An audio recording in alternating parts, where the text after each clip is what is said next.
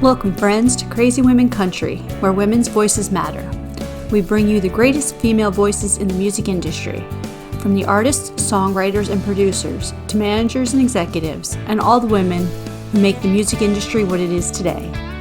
Thank you for joining us.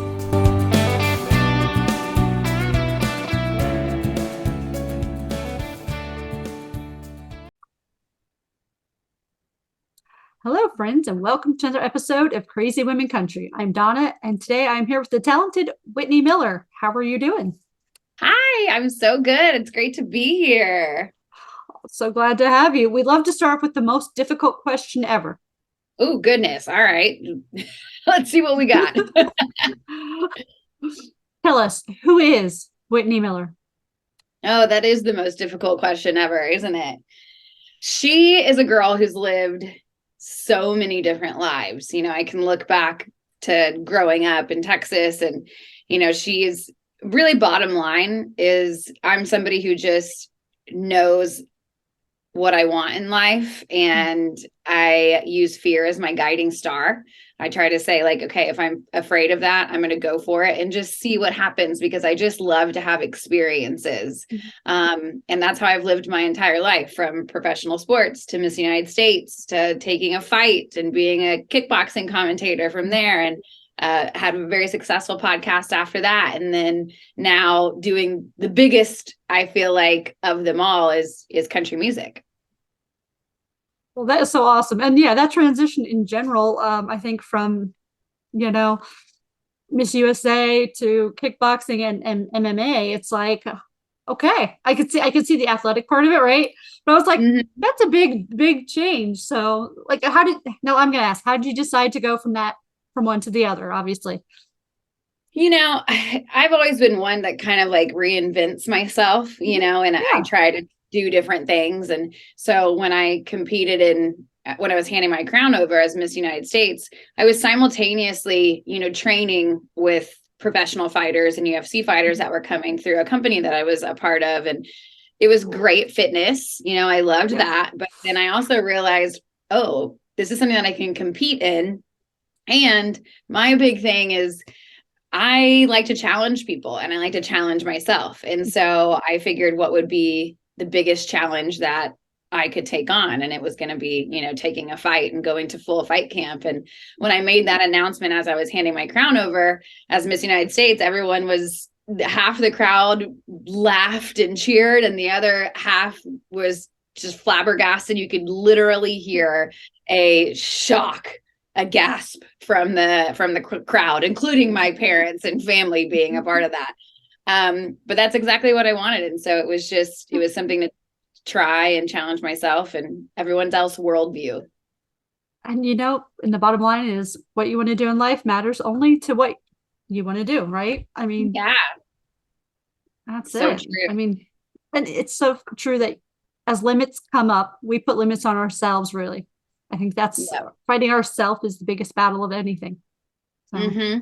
It really is. That's been, something that I've been really working on over the past few years since I moved to Nashville is the thoughts that tell you that you can't do it or you're not good enough or you're too late to the game, and all of these self-doubts that really, I haven't heard it from too many other people other than myself. And so if I decide to listen to that, I wouldn't be living truly the life of my dreams. Yeah. That you mentioned, I don't think it's ever too late, because we were just talking about Katie Oslin, how her first #1 single was at age 40, right? And at that point, technically you're out of the game. You're no longer valid, right? Right. But I think it's changed. I think the industry, especially with COVID and just technology in general coming up since, the early aughts till now, technology and music has changed. I mean, it's so easily accessible, right? Yep. I think that makes a huge difference. So, Mm-hmm. So speaking of music, now that we're in music here, right? Let's talk about your recent release, Diamond Country. Yeah, so I released Diamond Country in September, and that was my debut single. And it's a very in your face, over the top, loud type of song, very different than what you hear normally on country radio. But that was the direction that I wanted to go. I wanted to kind of make a stink, and some people are really going to love it and some people are really going to hate it. But it was so much fun. I wrote that song with one of my good friends, Penny Painter, and I was going through a breakup at the time. And I remember going into the writing room and say, like, we can either write a heartbreak song or let's write a party song so I don't have to think about it.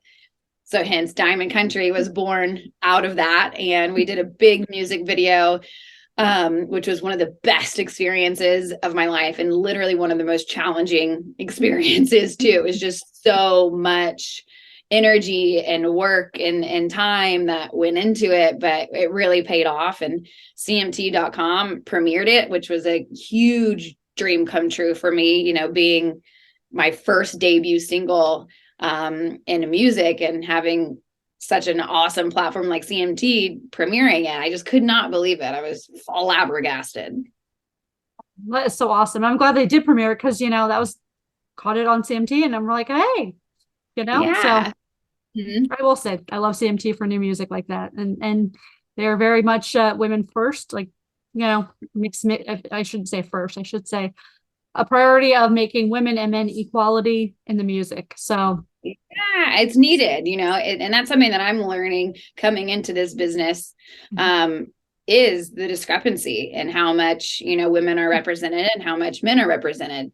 And it's not something that's really talked about too much within the industry. And so I love that CMT is taking a stance on that and saying, no, we're going to put women on there. We're going to play their music. We're going to play their videos, because not just because of their women, but because they deserve it and they're great at what they do. And so when they, when I had the support of them behind me, it just really made everything just 10 times sweeter. Absolutely. And women back to back, that itself breaking the molds. Yeah, that's what it's all about. Exactly. Mm-hmm. So tell me, who are some of the women that inspire you musically? Oh, I love Gretchen Wilson. I love Miranda Lambert. I'm a big Bonnie Raitt fan. I love Susan Tedeschi.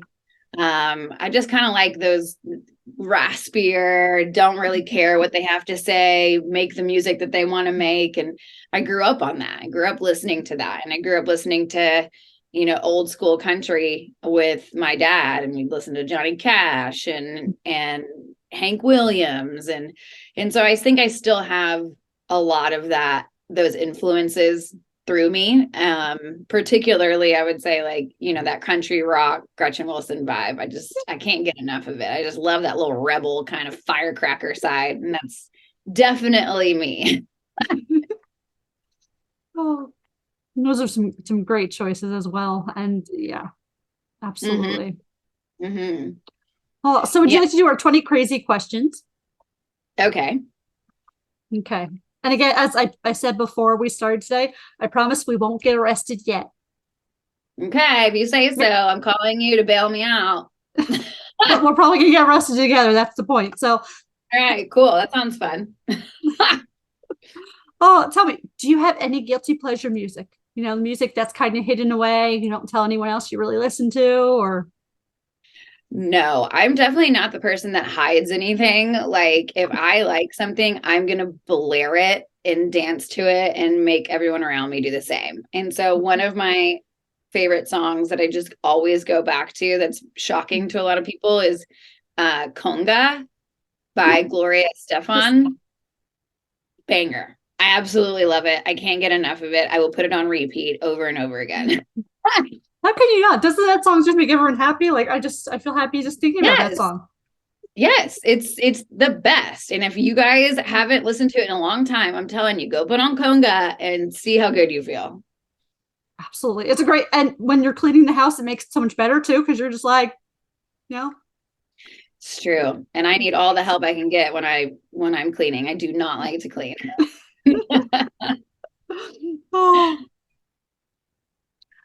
So today, if I said your favorite song is? Oh man, this is a really hard question for me, because it's really hard for me to pick like a favorite movie or even like a favorite food. Like, me picking one thing is so challenging. So I don't know if I have I'm sure it's out there, but I would just be pulling some random song out that wouldn't be an authentic response. So I don't know if I can answer that currently, but I need to get better about like choosing a favorite thing. I just love But it was just for today, not tomorrow, not yesterday, just today's. So if that helps any. I don't know. Is there a song like today you were like, oh yeah, I heard that. That's like my favorite song today. You know who I'm really loving right now? I'm really loving Cassie Ashton. She's an up and coming country music girl, has a like Americana vibes, and she has a song called Heavyweight, which I think is, I listen to that a lot. And so I'd say I will be jamming out to that later today. So there we go. So there we go. Oh.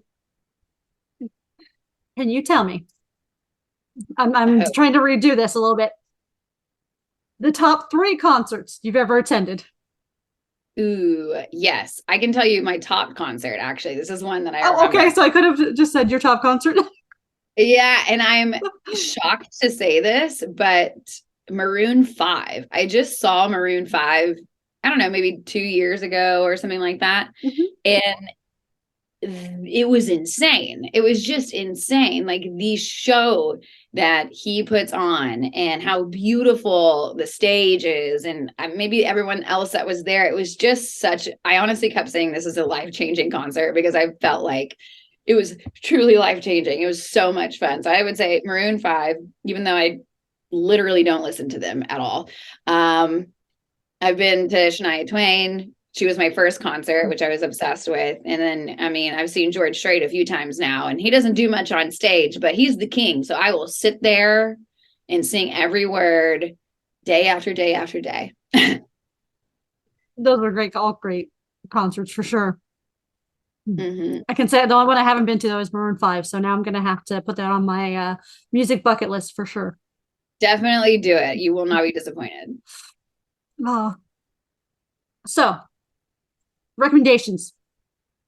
Can you recommend a couple artists or an album or two that we should all listen to before we die? I love ZZ Ward. She's definitely one of my, go-tos. I would say she has a very cool vibe to her.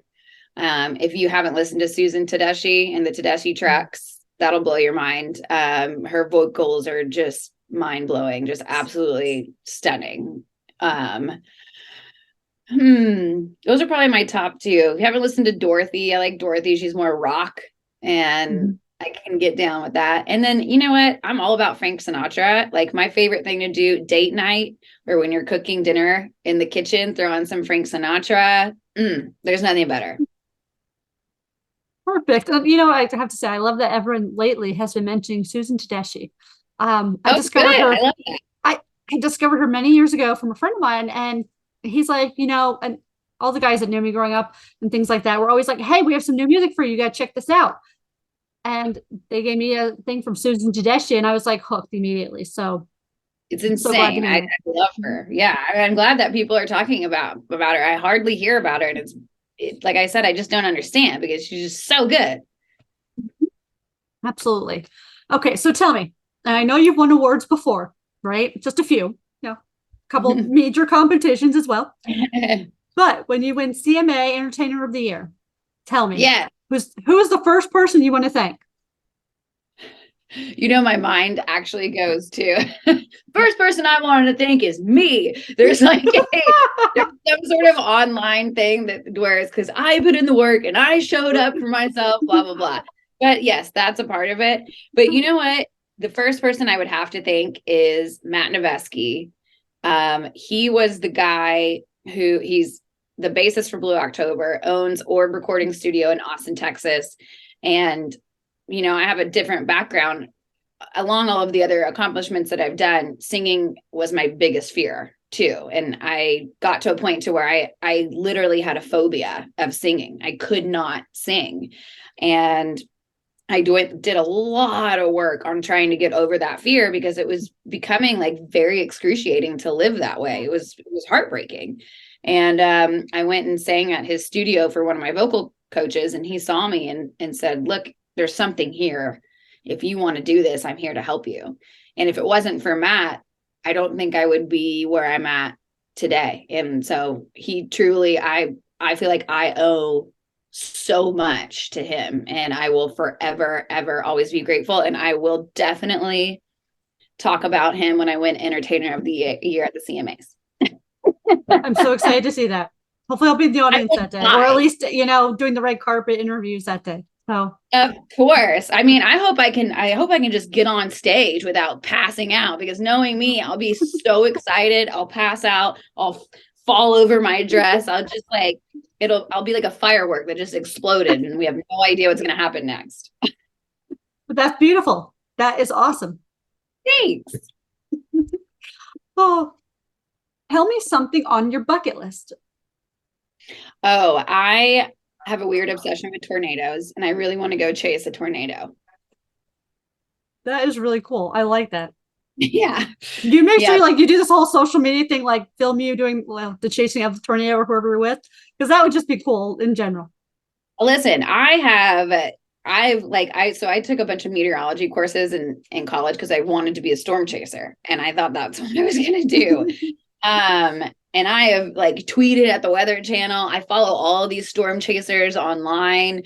Like, come on, just let me just come with you. You won't even know that I'm there, But yeah, definitely chase a tornado. That's on my bucket list. Another one on my bucket list was to get in a NASCAR, like ride around in a NASCAR car. And I actually get to do that next weekend. So I'm excited to check that off my list too.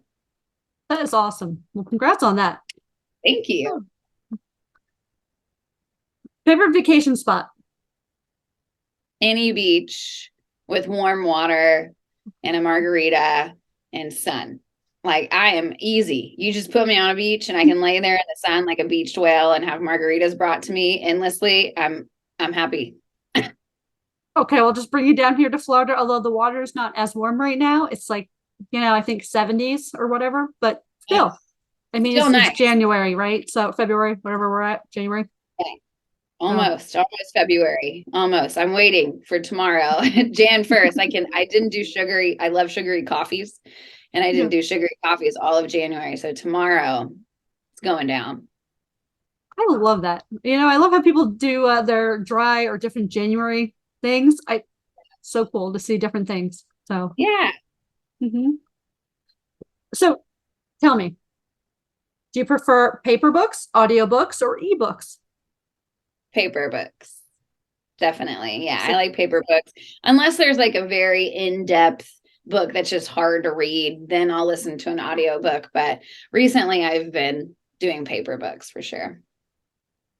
Awesome. Mm-hmm. If we made a movie about your life tomorrow, who would you want to play you? Oh my God. Someone badass. I don't know, maybe like Margot Robbie. That would be cool.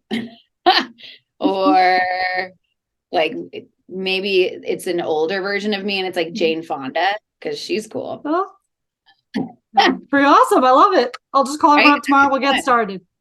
Perfect. Do you sing in the shower?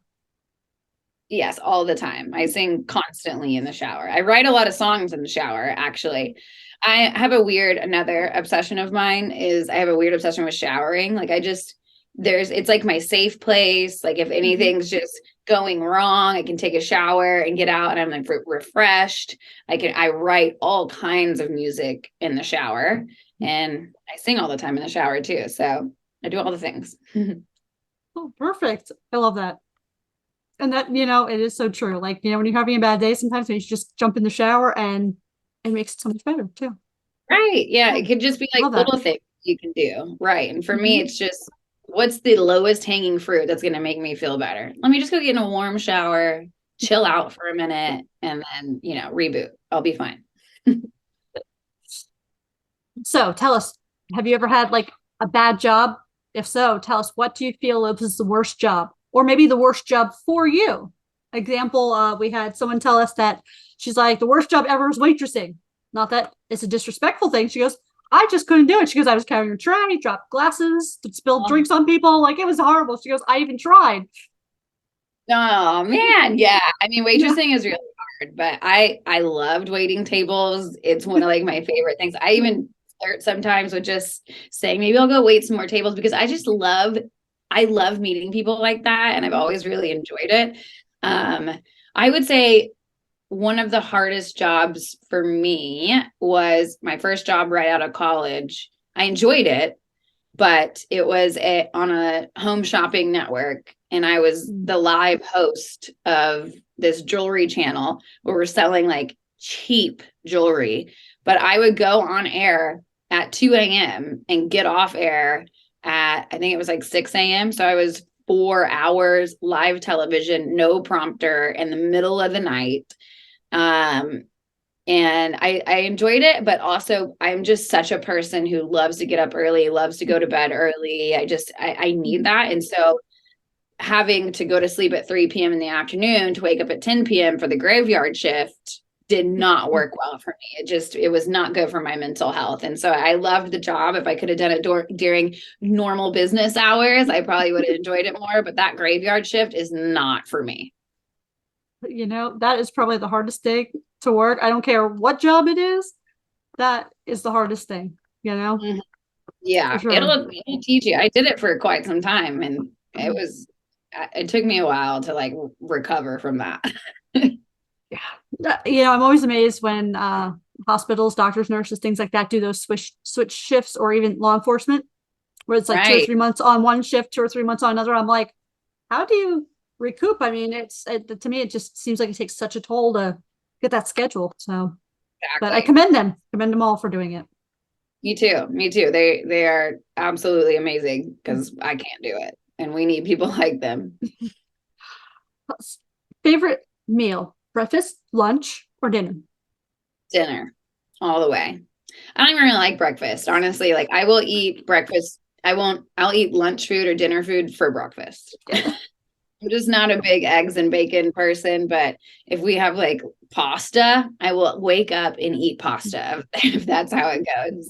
But yeah, I would definitely say dinner, and pasta is probably my go-to, and I love sushi as well. Oh, perfect. It took me like 30 some years to eat breakfast during breakfast time. My mom would be proud at this time in my life. So yeah. There you go. Totally understand. So do you have a game plan for zombie apocalypse? Let's see. No, but luckily I grew up in Texas, so I grew up around guns. And I would most likely end up going down to my dad's little ranchito in Texas and hopefully I don't have to kill a bunch of zombies, but I will be prepared if I need to. Oh, I love it. Yeah. Tell us something you would never do. What's something I would never do? Mm-hmm. Wow. I mean, I would never my mind immediately goes to something bad, like murdering someone, Well, that's good. I'm glad you would never do that purposefully. Yes. Just so we know, you guys, unless it's zombies, then there's, an exemption. That's a different story. That's technically not people anymore, right? That's right. Okay. So it's no longer murder. Yeah, exactly. It's some other form of self-protection. Something I would never do. See, that's the thing with me is I try almost everything.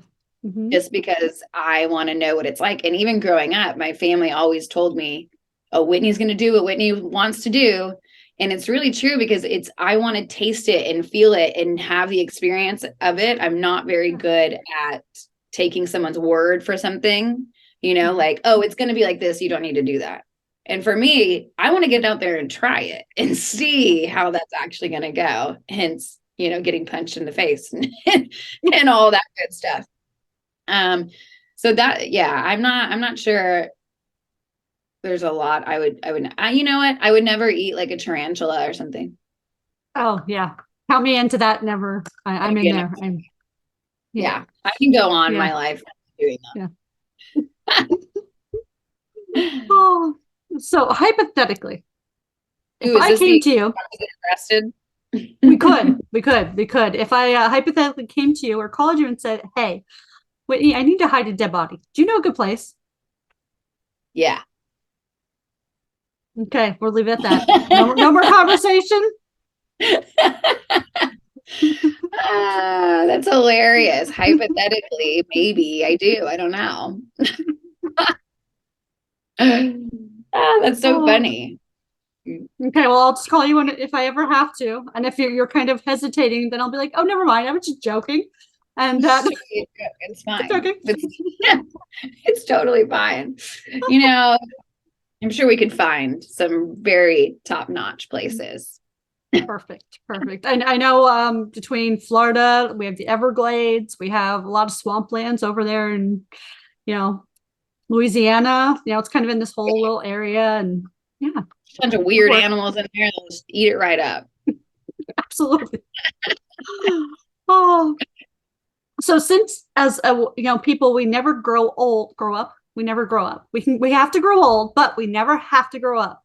So in never growing up, what would you want to be when you grow up? Country music star. Love it. For sure. I mean, that's always been my biggest dream, without a doubt. And I think I tried to do all of these other things in my life to kind of scratch that itch and hope that maybe I wouldn't have to go down that path, because it seemed so daunting and scary to me at the time. But there's nothing else more in the world that I can imagine doing. I'm the happiest I've ever been. I'm the most me I've ever been. And so as long as it keeps feeding my soul that way, I'm going to give it hell, and there's going to be no brake pedals, and so that's where I see myself, is touring and making music and meeting fans and dancing and having a hell of a good time doing it. Oh, and I'm great that I get to watch your journey as well. Oh, so. Thank you. Hopefully it's a good one to watch. I'm sure it will be. You just seem like you're just so determined to do things, and whether you have the backing or not, you're going to do them. So yeah, I'm rooting you on no matter what. Yes. Yeah. Oh. What are you afraid of? I'm afraid of, I think my biggest fear is going to my deathbed with things that I want to do left inside of me, and that's one of the reasons why I ended up finally going and becoming a musician, was because it absolutely terrified me that I would be on my deathbed one day thinking, you didn't even try because you were too afraid. And that is not how I want my life to go. So for me, I will not be on my deathbed with dreams left, at least tried, or turned over. Or, like I said, that's definitely where my heart goes. Now, if we're not talking about that deep, like your biggest fear of everything, I'm definitely petrified of spiders. I don't like them. I think they can all die. Yeah.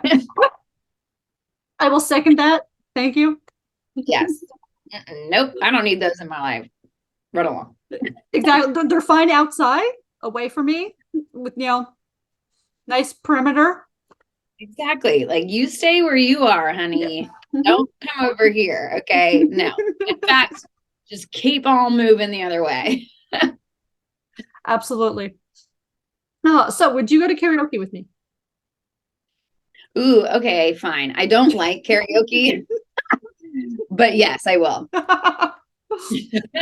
Okay, well, good. I didn't say we'd have to stay long or even sing. We could just show up and leave then.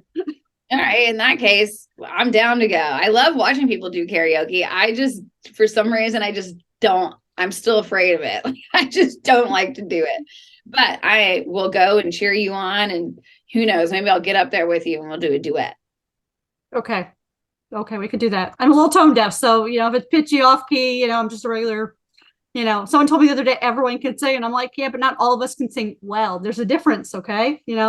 Some people can occasionally carry a tune, and there are some people that you're like, I'm not sure you can even hear yourself right now, because it's that like nails on chalkboard bad, like, yeah. But it's all good, right? They got up, they tried it. I mean, yeah, as long as you're up there having a good time, it doesn't really matter. We just don't need to take ourselves so seriously all the time. Yeah. That's the thing. Like, if we just see life as like our playground to where we can go have fun without hurting other people, then we don't need to take ourselves seriously. Just go laugh at yourself and make mistakes and learn, and Have fun. Exactly. Enjoy life. That's perfect. Yeah. So Mm-hmm. This goes a little deeper. If you could be any person like Dolly Parton, Loretta Lynn, whoever, right? Or a position like a CEO or surgeon or whatever, who or what position would you want to be for a day and why?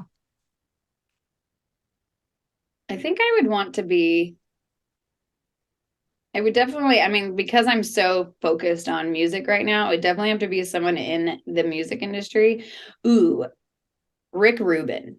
I would want to be him for a day to understand a little bit of how his mind works and how he creates, how the creative process for him is so different from everybody else. I think that would just be incredibly interesting. And I really don't know too much about him. I just listened to a podcast recently with him, and that really sparked my interest. And yeah, I think that would be the most interesting one to me right now.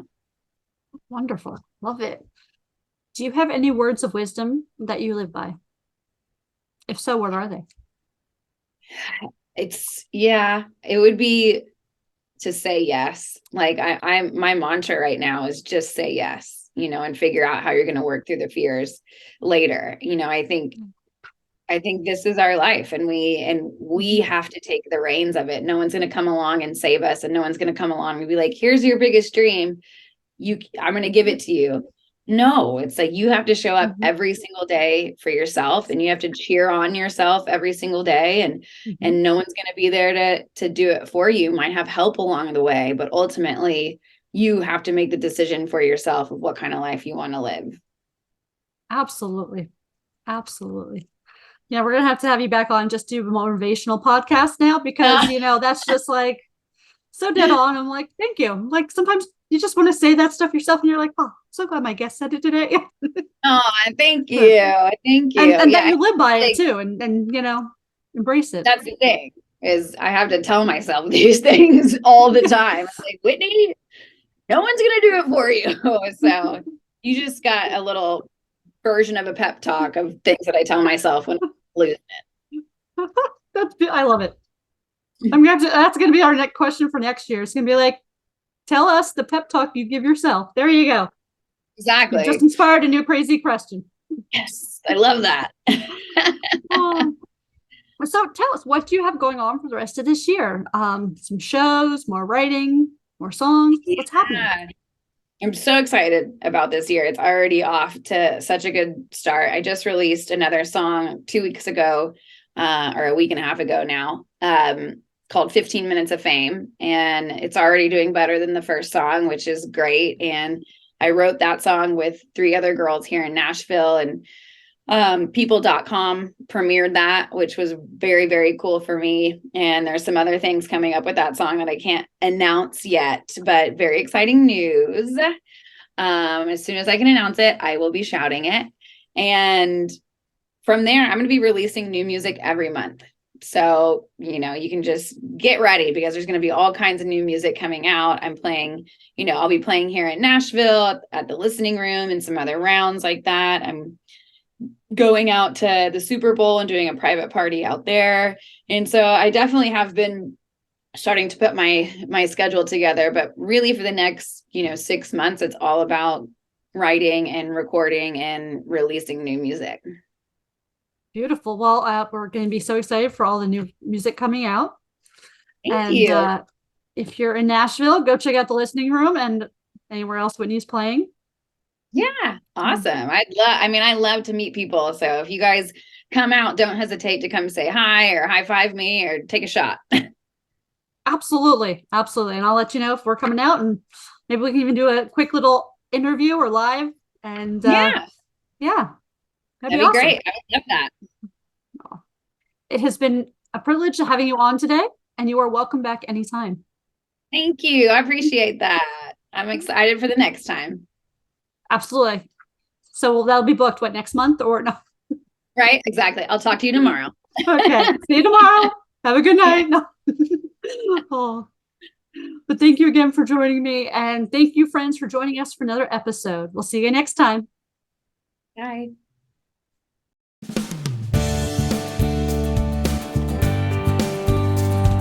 If you enjoyed today's episode of Crazy Women Country, don't forget to give us a thumbs up. Be sure to click the subscribe button for new interviews weekly. And thank you, friends, for joining us today on Crazy Women Country, where women's voices matter.